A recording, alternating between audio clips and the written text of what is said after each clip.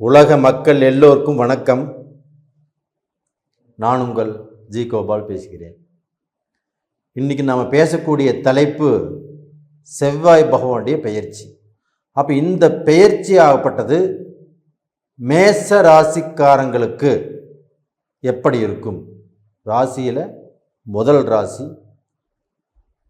அவங்க எதுலேயுமே தான் முன்னுக்கு வரணும், தான் ஜெயிக்கணும், தான் தோற்றக்கூடாது, யார் முன்னாடியும் அவமானப்படக்கூடாது, யாரையும் தன்னை குறை சொல்லிடக்கூடாது அப்படின்னு நினைக்கிறவங்க, அவங்களுக்கு தான் இந்த பலன். அப்போ அந்த செவ்வாய் பகவான் ஆகப்பட்டது இப்போ எங்கே இருக்கிறாங்கன்னா, உங்களுடைய ராசிக்கு 9ஆம் இடத்தில் தனுசில் இருக்கிறாங்க. அப்போ அந்த தனுசு அப்படிங்கிறது 9ஆம் இடம். அப்போ அந்த 9ஆம் இடத்தில் இருக்கக்கூடிய அந்த செவ்வாய் பகவான் ஆகப்பட்டது முதல் மேச ராசிக்காரங்களுக்கு செவ்வாய் இருக்கக்கூடிய அந்த ஸ்தான பலம் 9ஆம் இடம்.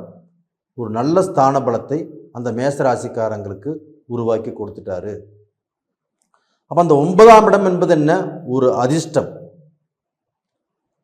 அப்போ பார்க்க போனால் அந்த அதிர்ஷ்டத்தினால் கண்டிப்பாக மேச ராசிக்காரங்களாகப்பட்டது உயர்வான இடத்துக்கு, ஒரு உயர்வான அந்தஸ்துக்கு, தான் எதிர்பார்த்த காரியம் தடையாயிட்டே இருக்குது.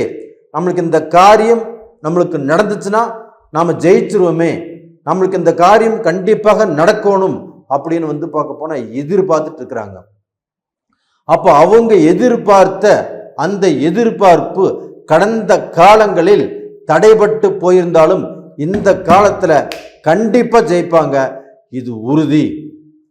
அப்போ செவ்வாய் பகவான் ஆகப்பட்டது 9ஆம் இடத்துல இருக்கிறது, அந்த பாக்கியஸ்தானத்தில் இருக்கிறது மேச ராசிக்காரங்களுக்கு.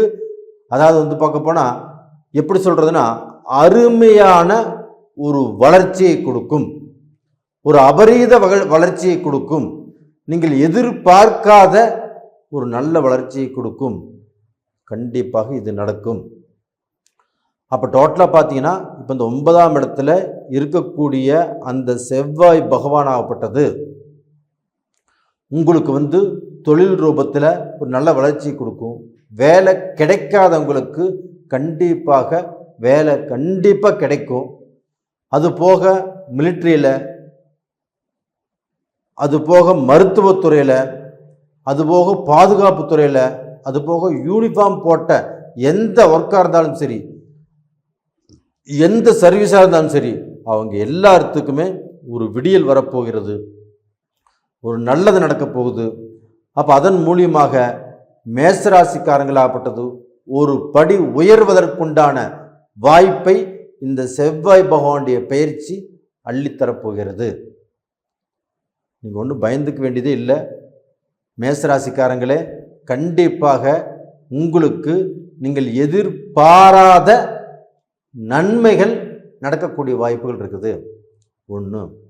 அதே சமயத்தில் அந்த 9ஆம் இடத்தில் இருக்கக்கூடிய அந்த செவ்வாய் பகவானை மேசத்தில் இருக்கக்கூடிய குரு பகவான் 9ஆம் பார்வையாக அந்த ராசிநாதன், குரு இருக்கக்கூடிய அந்த ராசிநாதன் செவ்வாய், அந்த செவ்வாய் ஆகப்பட்டது குருவுடைய வீட்டில் இருக்கிறதுனால அந்த குரு அந்த செவ்வாயை பார்த்துடுறாங்க. இது அதை விட டபுள் யோகம். அப்போ பார்க்க போனால் குருவும் செவ்வாயும் பார்த்தால் குரு மங்கள யோகம் சொல்லுவாங்க. அப்போ குரு மங்கள யோகம்னா என்ன?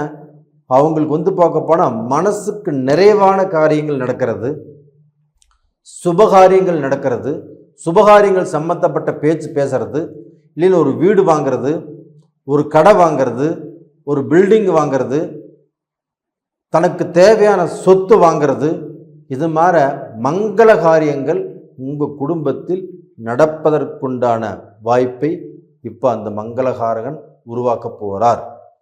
அதுவும் குரு பார்த்துட்டு இருக்காங்க. அந்த குருவுடைய பார்வைங்கிறது சாதாரண பார்வை இல்லை. குரு பார்க்கக்கூடிய இடத்துக்கு எல்லா விதமான தோஷங்களும் விலகும், புண்ணியம் கிடைக்கும் கண்டிப்பாக. அதே சமயத்தில் பார்த்தீங்கன்னா உங்களுக்கு ராசிக்கு 5ஆம் இடத்து அதிபதி யாருன்னா சூரிய பகவான். அந்த சூரிய பகவானையும் குரு பகவான் ஆப்பட்டது 9ஆம் பார்வையாக தனுசுக்கு அந்த சூரியன் வர்றதுனால அந்த சூரியனையும் பார்க்குறாரு. அப்போ 5ஆம் இடங்கிறது என்ன?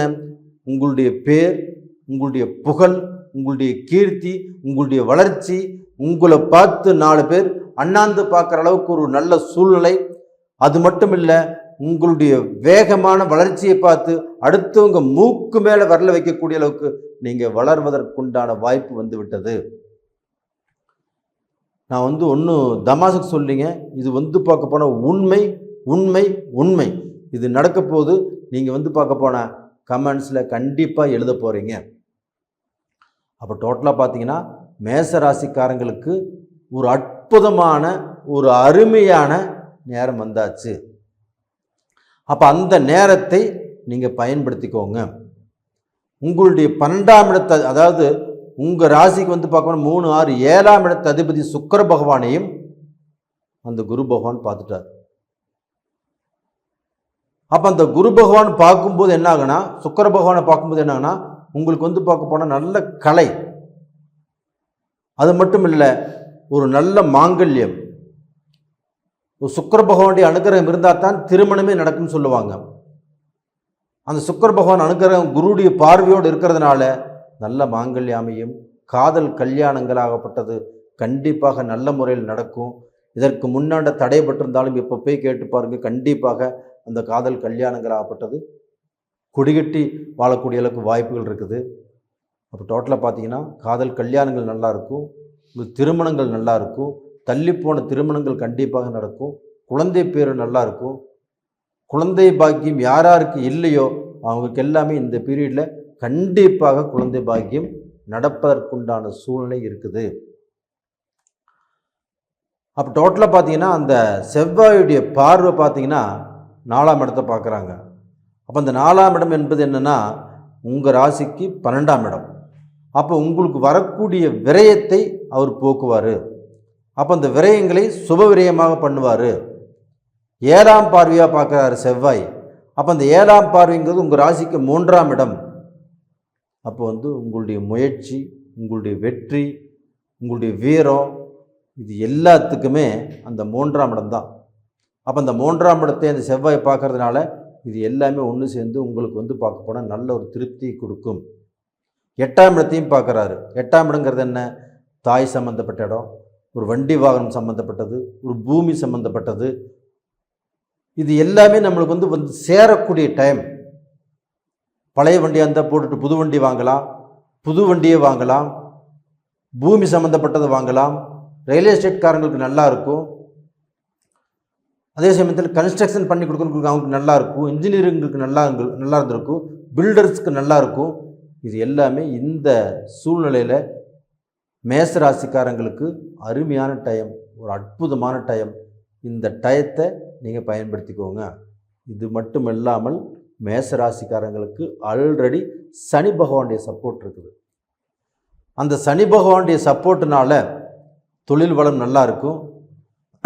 அவங்க மேலை நாடுகளுக்கு போகிறது, அங்கே போய் அவங்க வாழ்க்கையில் பார்க்க போனால் ஒரு நல்ல கிரிப் உருவாக்கிக்கிறது, அப்போ இம்போர்ட் எக்ஸ்போர்ட் தொழில் பண்ணுறது, இது எல்லாமே சிறப்பாக இருக்கும். அதனால் பார்த்தீங்கன்னா கண்டிப்பாக மேசராசிக்காரங்க நல்லா இருப்பீங்க, குறையில்லாமல் இருப்பீங்க, தைரியமாக இருங்க. இது போக